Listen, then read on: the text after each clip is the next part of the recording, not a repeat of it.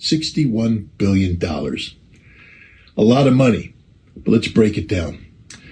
13.8 billion of this will be used to provide weaponry to Ukraine. Now, this is not anything to, belittle. It's a lot of money. That's a lot of weaponry, but it's not 61 billion. There's another 9 billion that'll come to Ukraine in the form of just direct cash assistance. This enables the Ukrainian government to pay pensions, pay salaries, basically do things for the Ukrainian people that the United States Congress is apparently unwilling to do for the American people. But that's a different issue altogether. But will this be enough to turn the tide? The answer is no. The $13.8 billion in military assistance that will be provided to Ukraine will be insufficient to basically halt the Russian advance that's currently ongoing and turn the tide to send the Russians back to, according to the Zelensky formula, the 1991 borders. This isn't just me making this assessment. This is the assessment of Ukraine's foreign minister, Kuleba, who has said that at this late stage in the game, there's no amount of military assistance that can stop the Russian advance. And he's correct.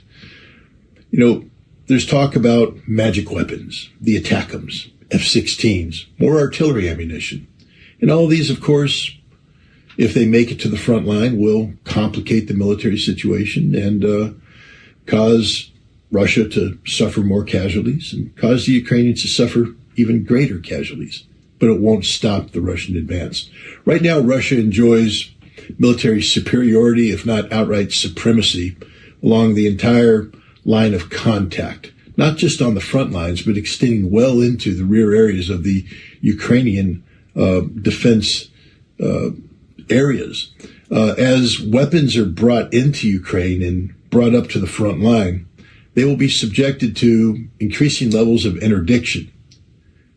Very little of this military assistance will actually make it to the Ukrainian soldier at the front line. And when it does, the Ukrainian soldier and this equipment will be dispatched relatively quickly by the Russians, who will be tracking this equipment throughout its entire journey from the west to the front lines.